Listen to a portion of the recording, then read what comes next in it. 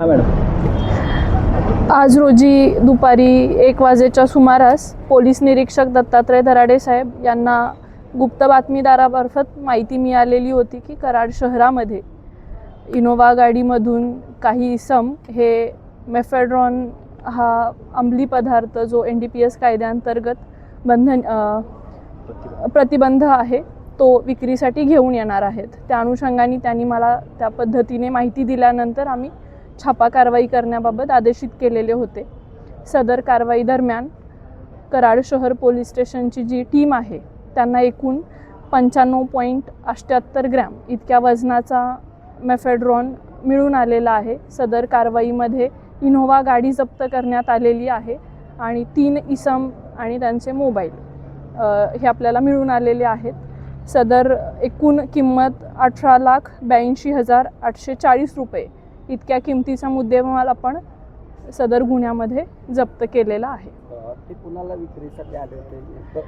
त्या संबंधाने आपण तपास आता सुरू करतोय। गुन्हा दाखल करून त्या संबंधाचा तपास आपण करण्याची फॉरवर्ड लिंकेजेस आणि बॅकवर्ड लिंकेजेस कोठून आणलेला आहे या बाबतीत सुद्धा आपण तपास करणार आहोत आणि पुढे कोणाला विकणार होते यामध्ये आणखी काही साथीदार समाविष्ट आहेत का याबाबतचा सुद्धा तपास आपण पुढे करणार आहोत आणि त्याबाबतची सुद्धा माहिती आपल्याला त्यावेळी दिली जाईल। टोटल एमडी किती जाईल? टोटल एमडी 95.78 ग्रॅम वजनाचा एमडी आहे।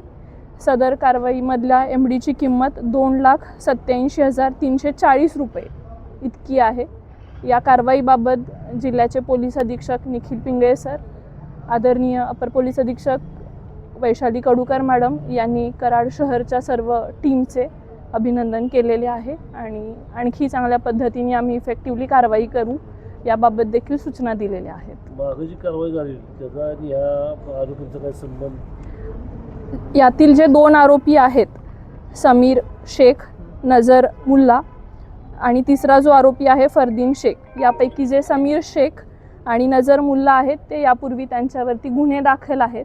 समीर शेखवरती देखील कोल्हापूरला गुन्हा दाखल आहे NDPSच्या संबंधाने। नजर मुल्लावरती देखील दरोड्याच्या संबंधाने कराड शहर पोलीस स्टेशनला गुन्हा दाखल आहे। फरदीन शेख हा नवीन आहे, आपल्याकडे रेकॉर्डवरती अजून तो आरोपी मिळून आलेला नाही, तरी देखील आपण आणखी माहिती प्राप्त करत आहोत CCTNS-वर। एमडीची कारवाई झाली होती त्याचा याच्याशी काय संबंध आहे? आत्तापर्यंत तरी आपल्याला माहिती मिळालेली नाही, परंतु आपण त्या मागची जी कारवाई आहे त्याच्याशी याचा काही संबंध आहे का आणि ह्या टोळीसोबत त्यातील काही आरोपींचं काही लागेबांधे आहेत का ही लिंक सुद्धा आपण शोधण्याचा प्रयत्न करू।